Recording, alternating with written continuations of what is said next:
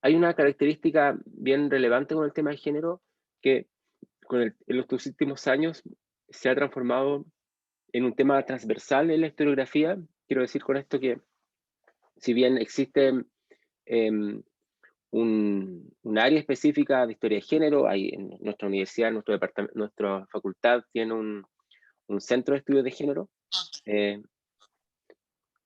y si bien, ¿no es cierto?, existe esa particularidad para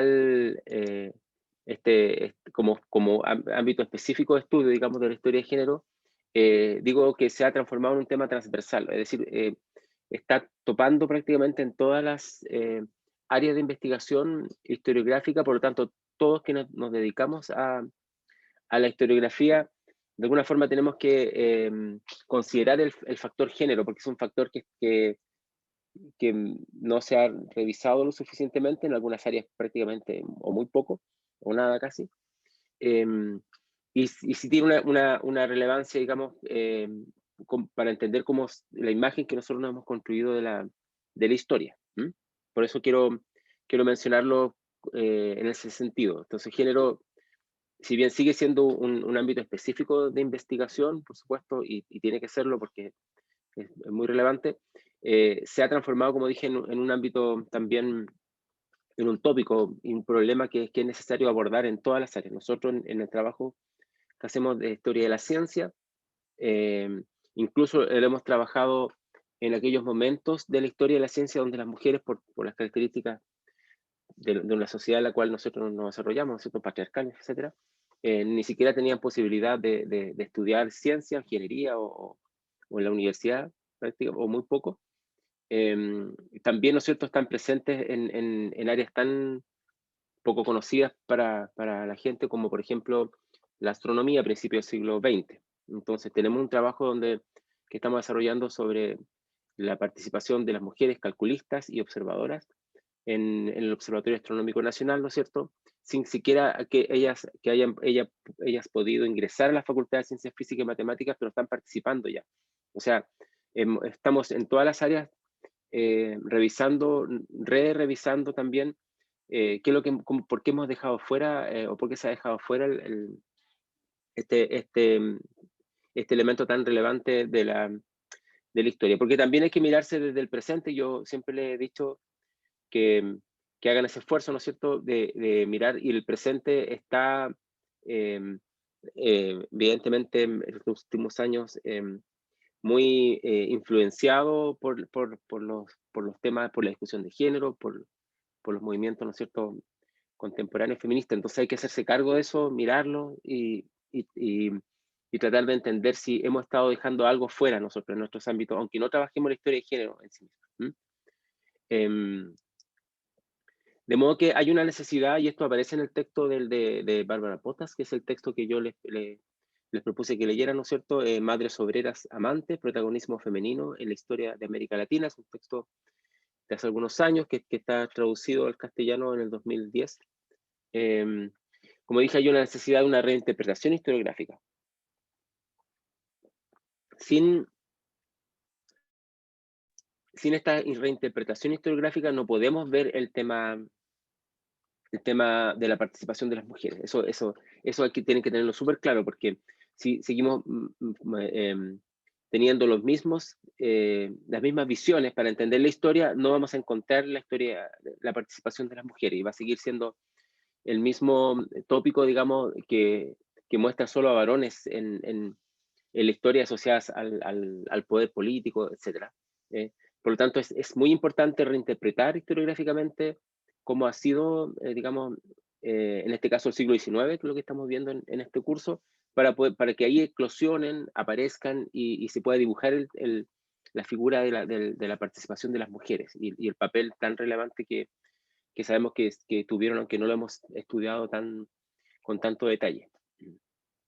En el paso de la colonia en la República en América Latina, el papel de los roles de género ha sido poco trabajado.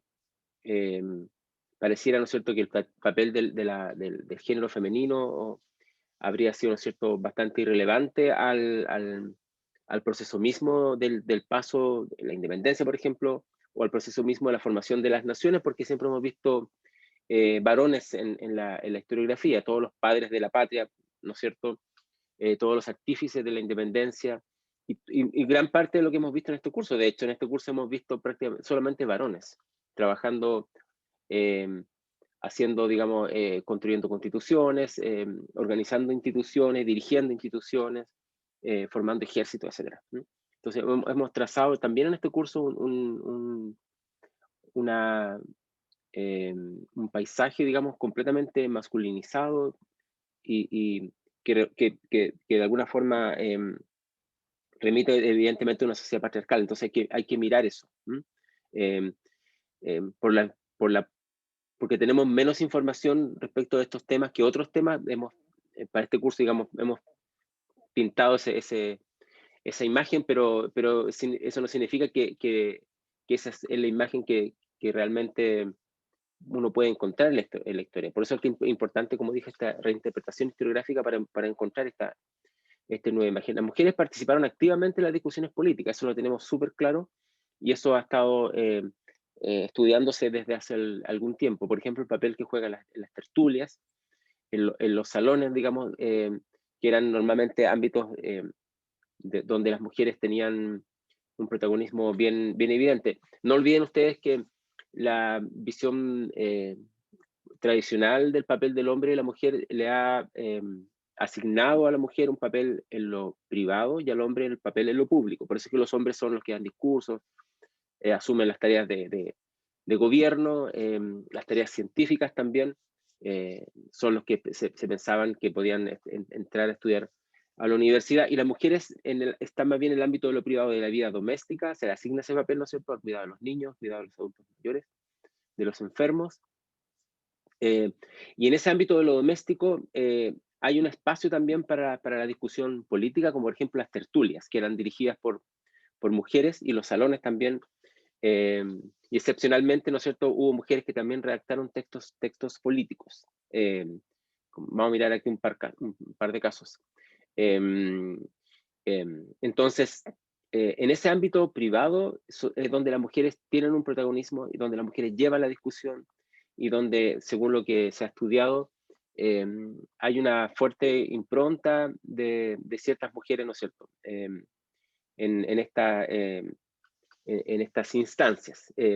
Aquí, evidentemente, seguimos que otro de los temas de la historiografía, como la hemos llevado, ¿no es cierto?, desde su inicio prácticamente, seguimos mirando el papel de las clases altas, y estamos pensando en las mujeres de las tertulias, de los salones, evidentemente, desde ese punto de vista. Tenemos que mirarlo también, vamos a mirar ahora en otras perspectivas.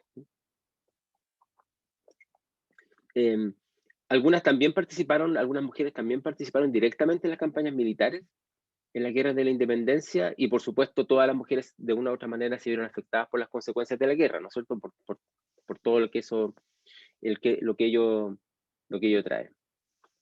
La autora que estamos viendo ahora, Bárbara Potas, dice que hay que mirar más allá de la imagen de las capas altas y blancas de la sociedad para poder ver el papel de las mujeres en la construcción de la historia, no solamente de las construcciones políticas, ¿no es cierto?, en este caso en el siglo XIX, más allá de las tertulias, estos salones, ¿no?, porque esto está asociado a las clases blancas y a la clase alta de la sociedad.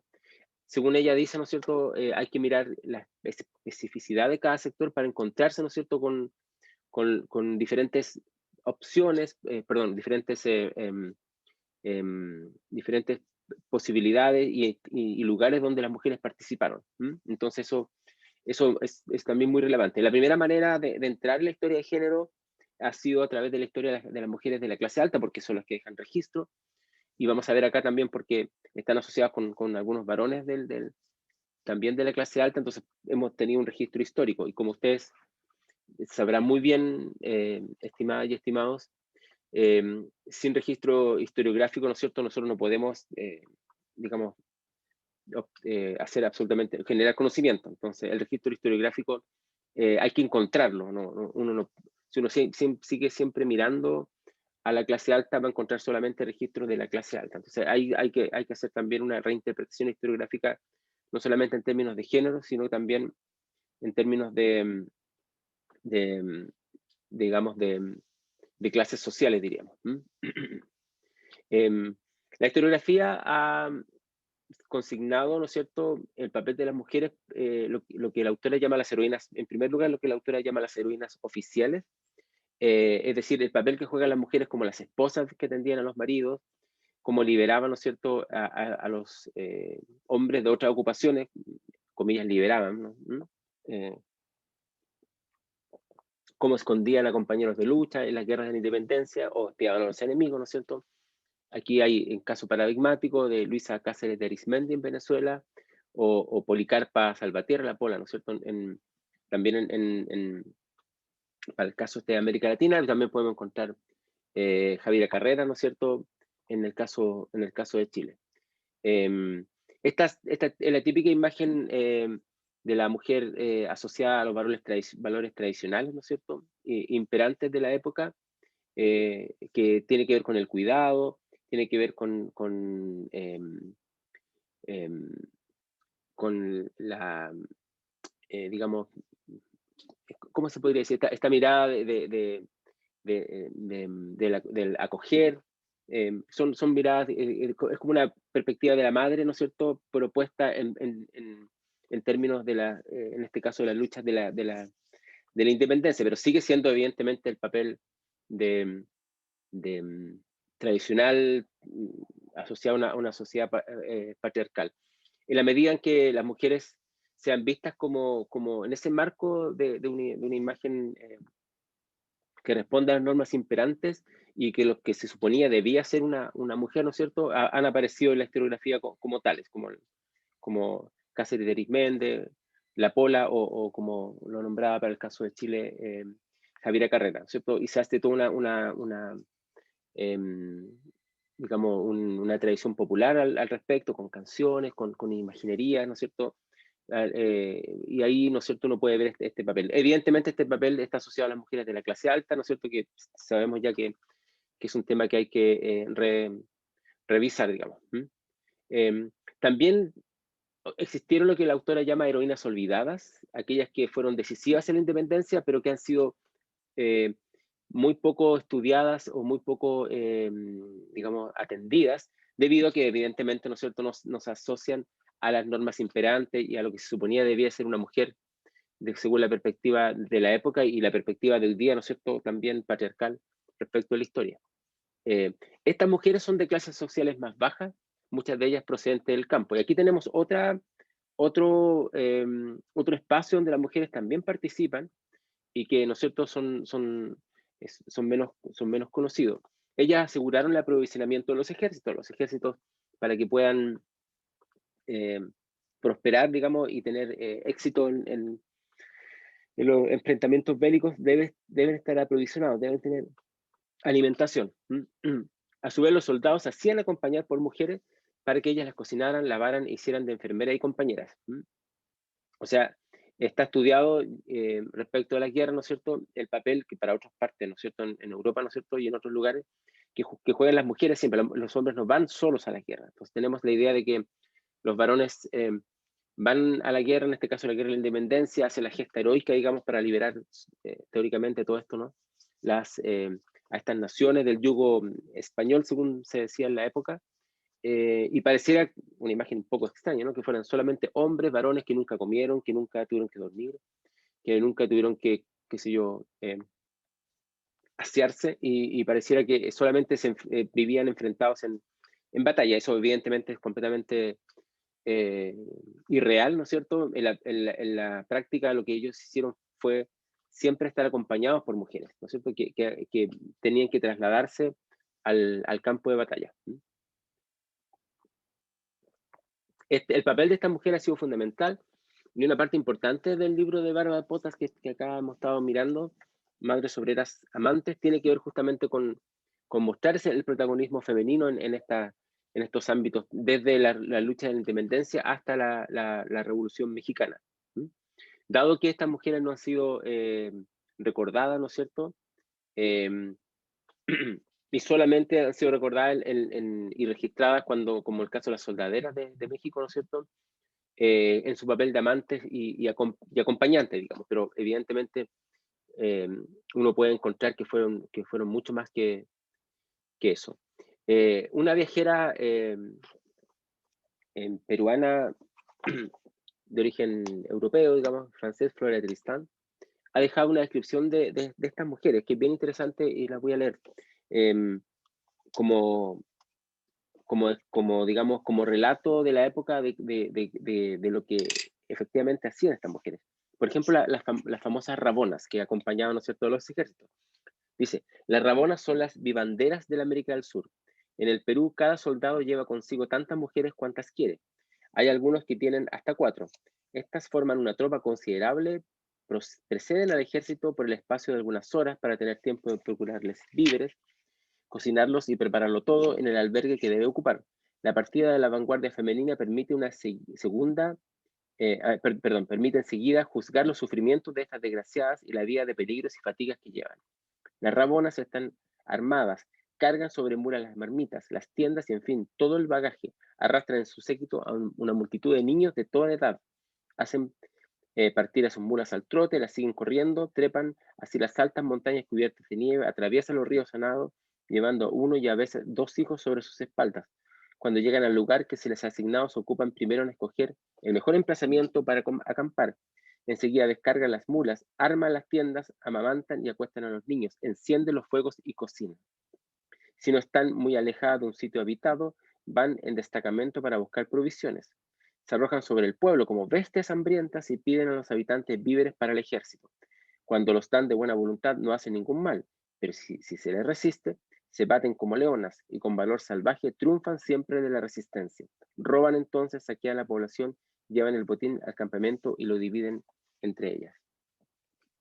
Entonces, este relato de la época, ¿no? Escrito por Floria Tristán en 1830, ¿no es cierto?, muestra el papel que ellas juegan dentro de algo que se pareciera tan masculino como la guerra, como las batallas. Entonces, bien interesante poder darse el tiempo para mirar eh, estas perspectivas, ¿no? Estas mujeres contravenían las reglas tradicionales que establecían una vida retirada para las mujeres. Se supone que las mujeres debieran estar, ¿no es cierto?, en el ámbito de lo público, perdón, de lo privado. Eso es lo que decía hace un rato, ¿no?, que las mujeres se ven en una visión más bien de, de una vida retirada dentro del hogar, ¿no es cierto? Esto es todo lo contrario, es una vida fuera del hogar. Según la autora, tampoco las mujeres de la clase baja tenían en tiempos de paz una vida realmente retirada dentro de sus casas. Siempre tenían que salir a hacer muchas labores, ¿no?, fuera de su casa y llevando a sus hijos e hijas.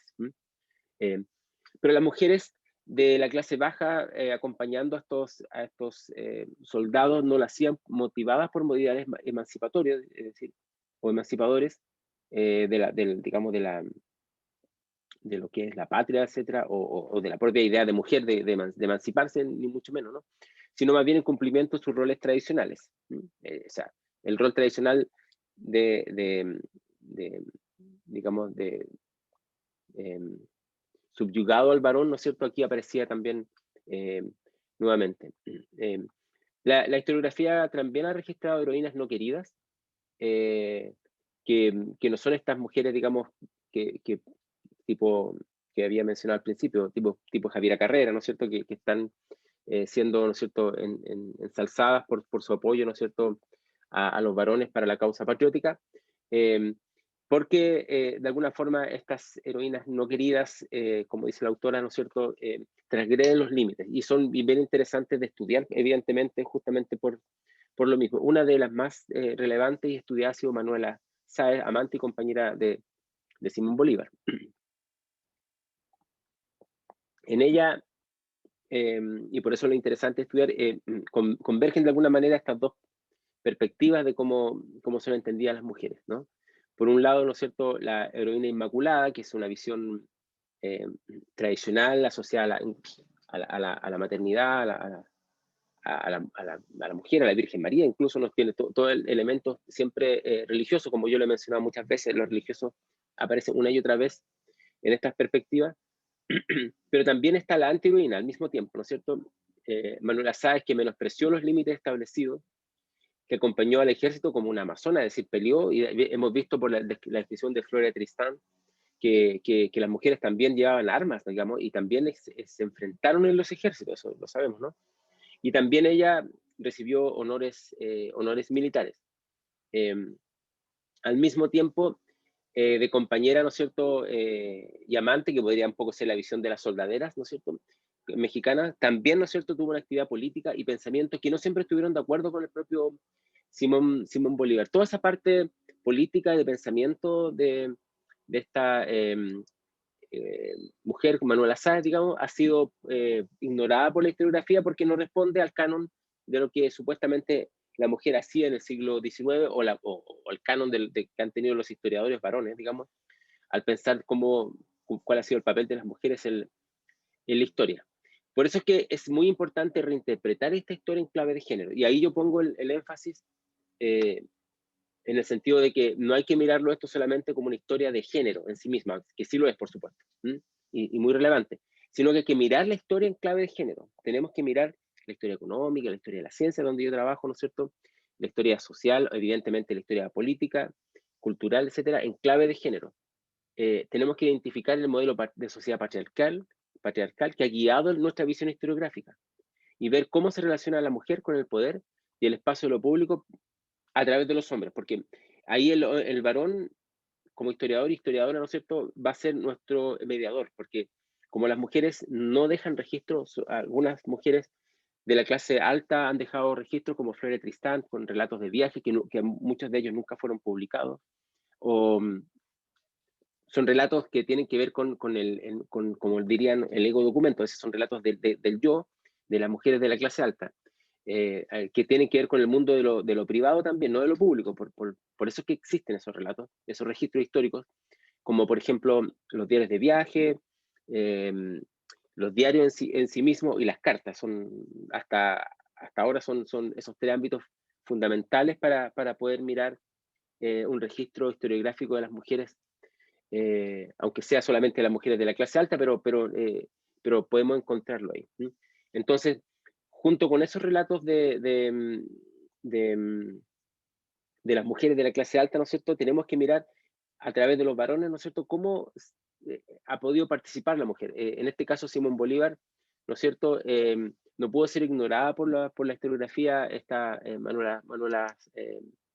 Manuela Sáenz, ¿no es cierto?, porque estudiando al Bolívar, ¿no es cierto?, se encuentra con la figura de Manuela Sáenz. Entonces, Bolívar es como nuestro mediador, nuestro paso para entender a esta figura femenina. Y eso ocurre en varios casos de la historiografía. Si bien las mujeres no dejan un registro porque están en el ámbito de lo público, donde los registros no quedan después, posteriormente, en archivos o en bibliotecas, ¿no es cierto?, como los registros de los varones, sí, ¿no es cierto?, uno puede acceder a ellos, esta perspectiva, digamos, y esta historia, en el fondo, a través de los propios varones. Entonces, cuando se trata de hacer una reinterpretación historiográfica para encontrar las mujeres y su papel dentro de la historia, una parte también importante es pensar, no dejar de mirar a los varones para tratar de ver a las mujeres. Eso no va a resultar probablemente, aunque es posible hacerlo en algunos casos, digamos, sino que lo que hay que hacer probablemente es buscar en la historia de los varones dónde está el papel de las mujeres. Y esto va a ser,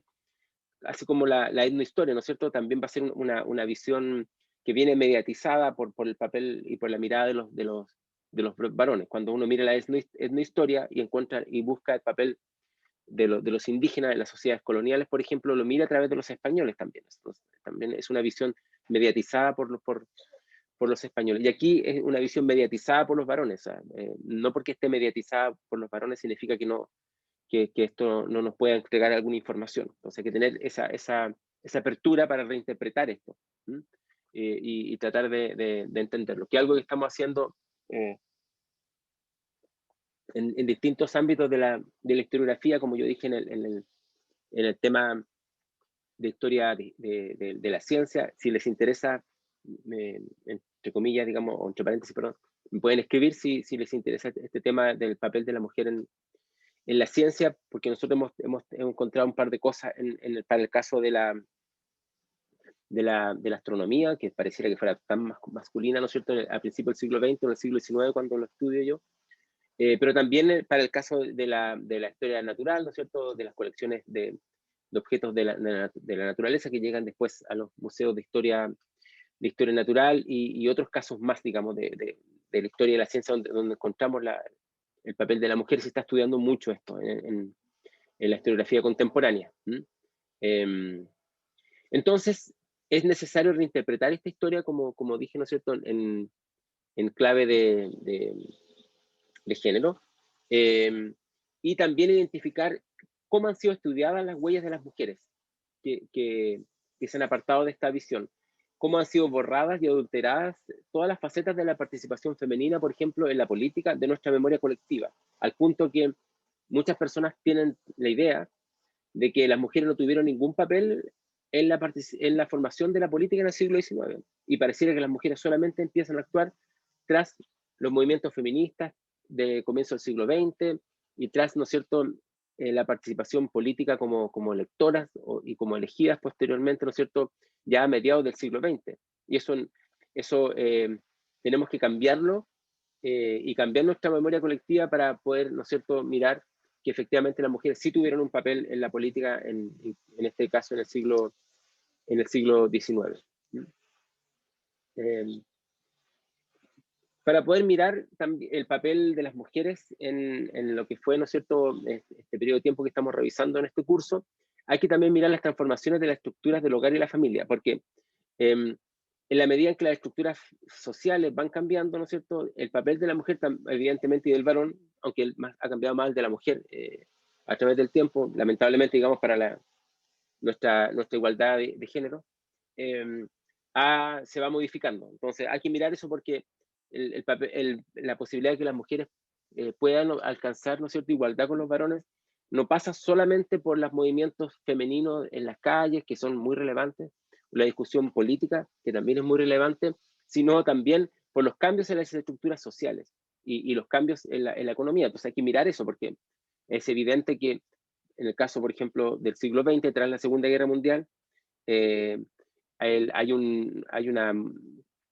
modificación enorme de la participación de las mujeres, ¿no es cierto?, en el ámbito laboral, que trae otros cambios posteriores respecto del cuidado de los hijos y va de alguna forma afectando también, ¿no es cierto?, el papel que juegan los hombres y las mujeres al interior de la crianza de la propia familia, o el concepto de familia también se va, como sabemos ahora, se va, ¿no es cierto?, de alguna forma modificando. Y también porque la economía, ¿no es cierto?, en algún momento, la economía, el capitalismo tardío también, de alguna forma, ¿no es cierto?, necesita incorporar a mayor cantidad digamos, de población productiva. Y por lo tanto, dejar a las mujeres fuera es algo que el capitalismo, en el ámbito de que tiene que crecer, crecer, crecer, ¿no es cierto?, con esa noción de crecimiento prácticamente infinito, necesita incorporar a las mujeres, evidentemente, que son la mayoría de la población, además en términos demográficos. Entonces, estos dos cambios, tanto la estructura del hogar y la familia, pero también, ¿no es cierto?, los cambios en la economía, ¿no es cierto?, van a traer modificaciones en los otros ámbitos, como la política o qué sé yo, la educación. Y aquí la autora hace del texto que estamos revisando ahora, hace una revisión bien interesante, tratando de mostrar estas transformaciones para poder, ¿no es cierto?, insertar ahí, ¿no es cierto?, el papel y el nuevo papel que se va a jugar la mujer en este tránsito del siglo XIX al XX. En particular, ¿no es cierto?, tiene que ver con lo que se llama la modernización de América Latina. Vamos a ver de qué se trata, porque eso tiene muchas interpretaciones. Y particularmente la inserción al mercado mundial, que intensifica la producción agrícola y también van a traer, ¿no es cierto?, la urbanización y la industrialización a varios lugares, especialmente en el Cono Sur, Argentina, Uruguay y Chile, Brasil y algunas regiones de México, donde va a aparecer una clase obrera y un sector medio, profesional, liberal y servicios que van a cambiar un poco la imagen y la estructura que se tenía en el periodo colonial. Y evidentemente eso trae modificaciones también en las relaciones sociales y el concepto de familia. La autora hace le da una importancia a la inmigración europea porque trae ciertos temas. Ahí yo lo miraría con más detalles, qué tan relevante esto puede haber sido, pero por lo menos para los casos que tenemos, sobre todo del Atlántico, Brasil, bueno, y en especial Uruguay y sobre todo Argentina, ¿no es cierto? Trajeron nuevos temas. El anarquismo es uno de los más estudiados, pero también la cuestión femenina que se estaba discutiendo, ¿no es cierto?, en Europa en el siglo XIX también llega con los migrantes de alguna forma a América Latina. Eh, Uno de los aspectos más claros de la industrialización tiene que ver, ¿no es cierto?, con la incorporación de la mujer al trabajo remunerado o trabajo remunerado fuera de la casa. Sabemos que la mujer trabaja también de la casa de forma no remunerada, pues un trabajo que de hecho le aporta harto el Producto Interno Bruto. Y estamos hablando del trabajo remunerado de las mujeres fuera del hogar. Y también, ¿no es cierto?, al trabajo infantil, que va a crecer de una forma en algunos lugares muy considerable con la industrialización y la intensificación de la producción también. Buenos Aires es un caso particular bien estudiado al respecto del papel que juegan las mujeres en la economía, ¿no es cierto? Que de hecho representaron una tercera parte de la fuerza laboral, como acá aparece, ¿no es cierto?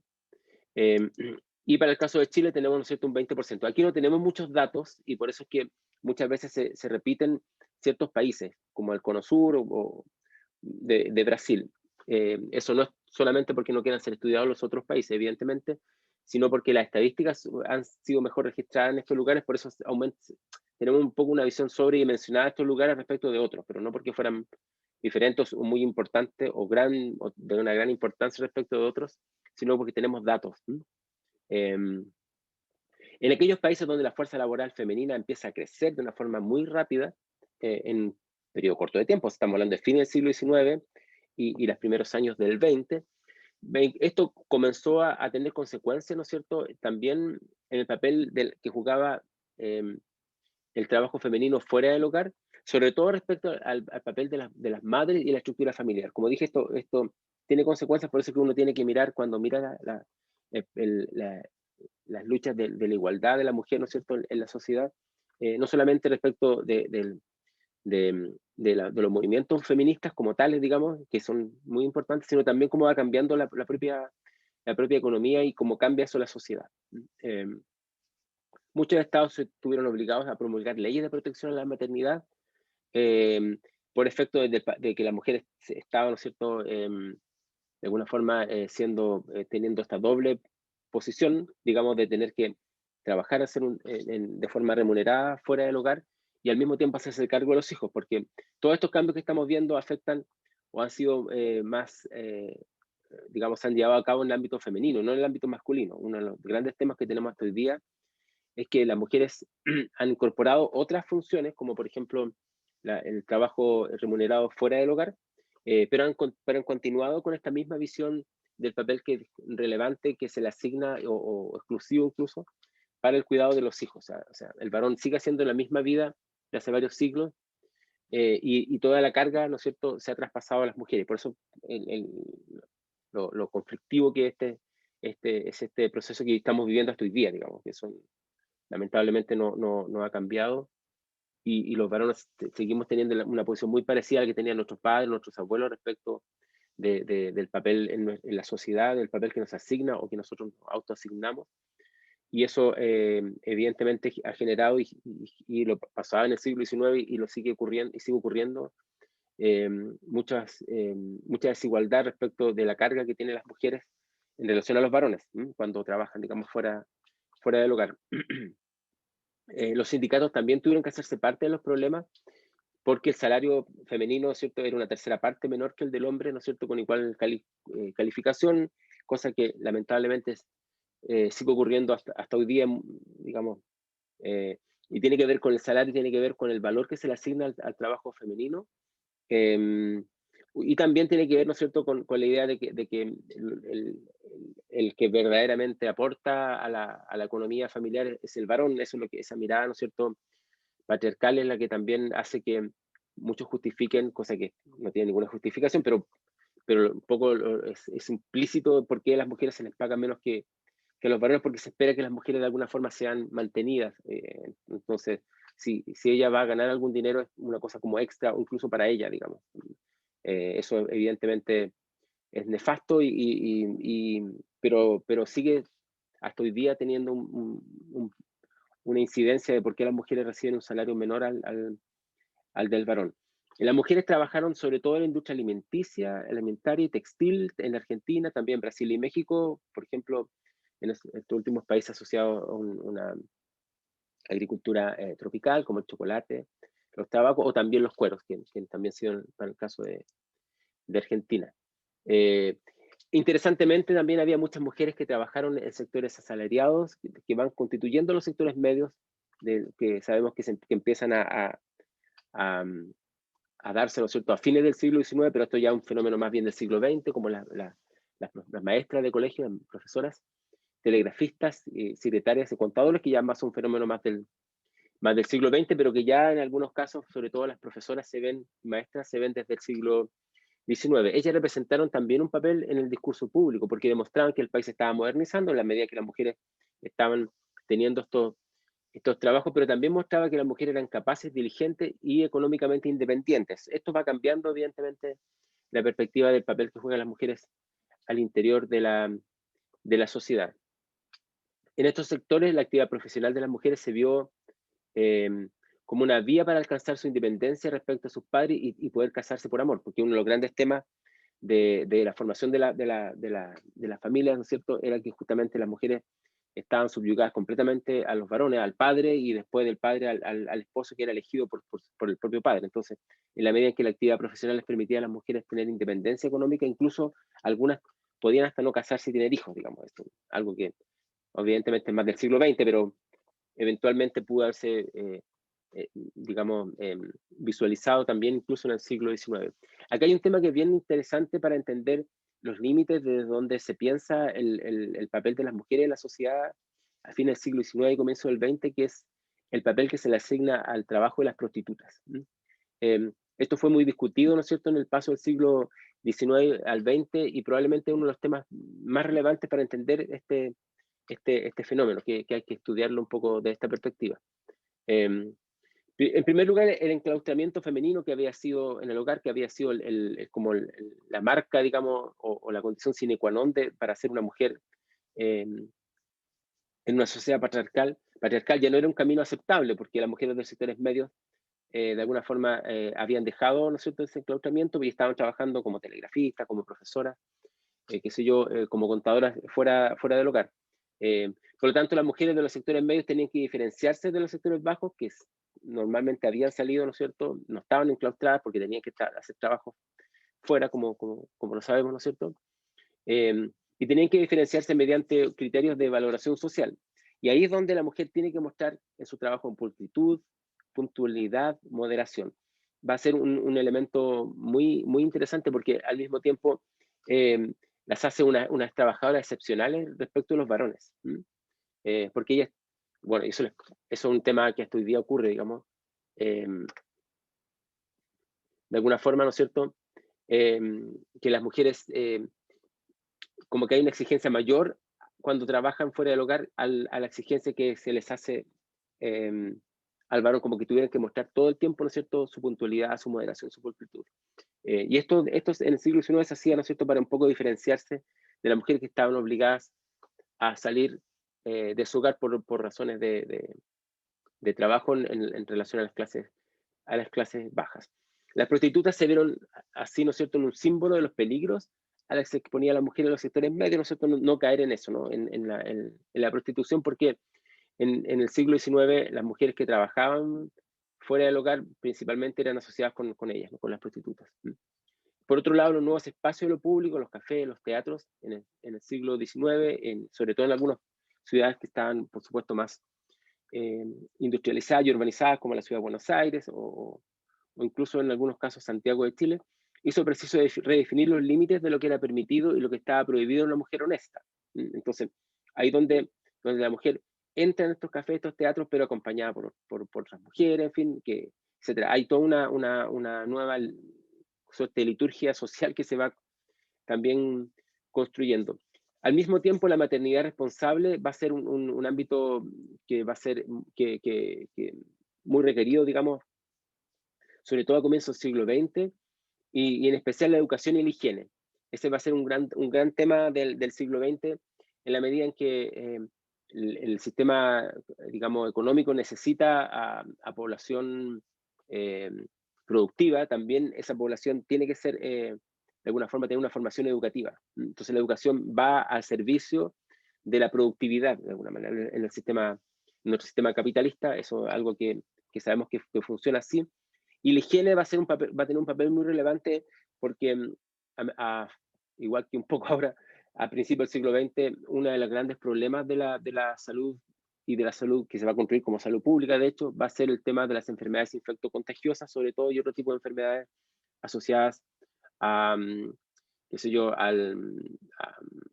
a problemas alimenticios, con las aguas, etcétera. Entonces, el tema de la higiene va a ser bien relevante porque la única medida de controlar este tipo de enfermedades, ¿no es cierto? Y que evitaran la alta mortalidad, sobre todo mortalidad infantil, era, ¿no es cierto?, a partir de la educación y de los cambios de hábitos en la sociedad.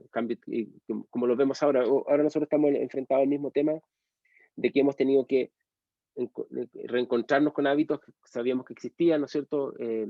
Que han sido muy valorados, como por ejemplo, es que el lavado de manos, etcétera, que es cosa que sabe que es muy relevante para mantener, ¿no es cierto?, la higiene, pero se ha reforzado en este momento como un ámbito social eh, relevante. Eh, las mujeres, sobre todo, eh, perdón, antes de eso, el tema, ¿no es cierto?, de la maternidad y la educación y la higiene se convirtió en un tema para las mujeres. Entonces, era visto como las mujeres el ámbito, digamos, fundamental para que la sociedad cambiara, ¿no es cierto?, sus hábitos. Eso es lo que quería decir. Por otro lado, las mujeres, sobre todo la clase baja, pasaron a ser objeto de regulaciones y medidas estatales, con las cuales se buscaba no el mejoramiento de los roles tradicionales, o sea, no que la mujer fuera la típica mujer tradicional, sino mejorar la salud psíquica y moral de la sociedad en su conjunto. Por lo tanto, se refuerza un poco esta vigilancia para que la mujer sea, ¿no es cierto?, un agente de la campaña de educación en términos de la higiene pública. Eh, Ahora bien, estas mayores cargas y responsabilidades al mismo tiempo le ofrecieron a las mujeres poder exigir mayores derechos, porque en la medida en que la sociedad le otorga otros roles fuera de los roles tradicionales del cuidado del ámbito de los hijos y de los adultos mayores o enfermos, en el ámbito de lo privado y están en el ámbito de lo público también actuando, ¿no es cierto?, van a tener la posibilidad de exigir nuevos derechos que se van a ver, ¿no es cierto?, em, singularizados después en derechos políticos. Hubo una estrecha relación entre el trabajo asalariado fuera del hogar, los proyectos científicos médicos de reforma que trataban un poco de incorporar toda esta masa de personas, ¿no es cierto?, sanas a la economía, al mismo tiempo las leyes de protección laboral para las mujeres y los inicios del movimiento femenino. Entonces el movimiento femenino en su génesis está, digamos, asociado a estos cambios de la estructura del hogar y de la familia que ocurren sobre todo a fines del siglo XIX y van a eclosionar muy fuerte a principios del siglo XX. Entonces, en conclusión, eh, para mirar un poco esta parte de la historia que es muy relevante, entonces tenemos que reinterpretar historiográficamente nuestra perspectiva, porque de otra manera no lo vamos a ver y vamos a ver una imagen muy parcial de lo que efectivamente pudo haber ocurrido, ¿no es cierto? Y enseguida, ¿no es cierto?, mirar también las transformaciones en la estructura del hogar y la familia, que van a ser la base de lo que nosotros conocemos después como el movimiento femenino. O sea, el movimiento femenino no es solamente o no se origina tan solo por una conciencia de las mujeres de su desigualdad digamos, y de su condición, digamos, subyugada dentro de la sociedad, por supuesto, ¿no? No solamente por eso, sino también, ¿no es cierto?, porque hay cambios y los cambios les van a asignar, van a modificar el concepto de familia también y el papel que juega la mujer, ya no solamente en el ámbito de lo privado, en el hogar y en la familia, sino también en el ámbito de lo público, al ser una mujer trabajadora y después, a partir de ello, exigir, ¿no es cierto?, la posibilidad de votar, que va a ser el movimiento sufragista, digamos, el más relevante, y también, ¿no es cierto?, la posibilidad de después ya de ser elegida eh, en cargos políticos.